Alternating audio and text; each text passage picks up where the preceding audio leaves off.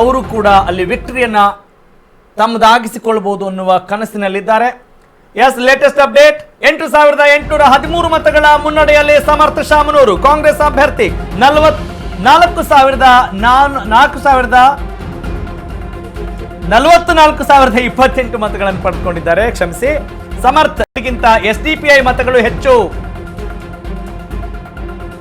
SDPI ಅಭ್ಯರ್ಥಿ ಅಫ್ಜಲ್ ಕೊಡ್ಲಿಪೇಟೆಗೆ 15,207 ಮತಗಳು ಲಭ್ಯವಾಗಿದ್ದಾವೆ. ಈವರೆಗೂ 13 ಸುತ್ತುಗಳ ಮತ ಎಣಿಕೆ ಕಾರ್ಯ ಪೂರ್ಣಗೊಂಡಿದೆ.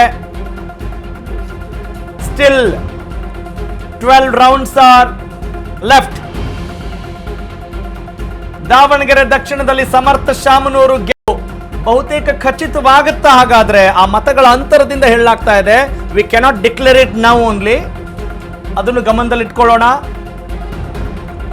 ಓಕೆ, 44,048 ಮತಗಳನ್ನ ಸಮರ್ಥ ಪಡೆದುಕೊಂಡಿದ್ದಾರೆ.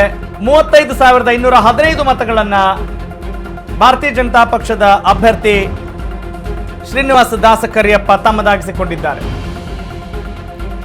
ಎಸ್ಡಿಪಿಐ ಅಭ್ಯರ್ಥಿ ಎಷ್ಟು ಮತಗಳು ಗೆಲ್ತಾರೆ ಅನ್ನೋದು ಬಹಳ ಕ್ರುಷಿಯಲ್ ಆಗಿತ್ತು.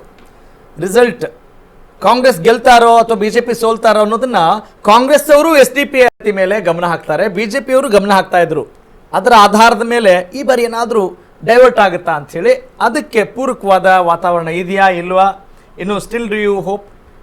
ಅಲ್ಲ, ಹೋಪ್ಸ್ ಇದೆ. ಯಾಕಂದ್ರೆ ಆಗ್ಲೇ ಹೇಳ್ದಂಗೆ ಇನ್ನೂ ಸಹ 8 ಸುತ್ತಿನ ಮತ ಎಣಿಕೆ ಬಾಕಿ ಇರೋದ್ರಿಂದ ತುಂಬ ದೊಡ್ಡ ಮಟ್ಟದ ಅಂತರ ಏನಲ್ಲ. 8,000 ಚಿಲ್ಲರೆ ಯಾವುದೋ ಒಂದು ಬೂತ್, ಒಂದು 2-3 ಬೂತ್ ನಮಗೆ ಲೀಡಿಂಗ್ ಸಿಕ್ಕಿದ್ರೆ ಅನುಕೂಲ ಆಗ್ಬೋದು ಅನ್ನೋ ಒಂದು ಆಶಾವಾದ ಇದೆ ನಮಗೆ. ಸೊ ಆ ನಿಟ್ಟಿನಲ್ಲಿ SDPI ಏನಿದೆ ಅಲ್ಲಿ ಅತಿ ಹೆಚ್ಚು ಒಂದು ಅಲ್ಪಸಂಖ್ಯಾತರ ಒಂದು ವೋಟ್ನ ಡಿವೈಡ್ ಮಾಡಿ ಅಲ್ಲಿ ಇರೋಂಥದ್ದು ಒಟ್ಟು 80,000 ಅಲ್ಪಸಂಖ್ಯಾತರು ವೋಟ್ ಇರೋಂಥದ್ದು. ಬಹುತೇಕ SDPI ವೋಟ್ ಏನೋ ಸಿಕ್ಕಿದೆ ಅಂದರೆ ಅದು ಅಲ್ಪಸಂಖ್ಯಾತರದೆ. 15,000 ಚಿಲ್ಲರೆ ವೋಟ್ ತೊಗೊಂಡಿದ್ದಾರೆ. ಅಂದರೆ ನಿಮಗೆ ಬೋನಸ್ ಫ್ರೀ ಹಿಟ್ ಇದ್ದಂಗೆ. ರಾಜಕೀಯ ಮತ್ತು ಚುನಾವಣಾ ಪ್ರಕ್ರಿಯೆಗಳೇ ಹಿಂಗಿರ್ತವೆ. ಅದು ಒಬ್ರಿಗೆ ಪ್ಲಸ್ ಇನ್ನೊಬ್ರಿಗೆ ಮೈನಸ್ ಆ ಥರದ್ದೆಲ್ಲ ಒಂದು ಇದ್ದೇ ಇರುತ್ತೆ. ಆ ನಿಟ್ಟಿನಲ್ಲಿ ನಮಗೆ ಭಾರಿ ದೊಡ್ಡ ಹೋಪ್ಸ್ ಇದೆ.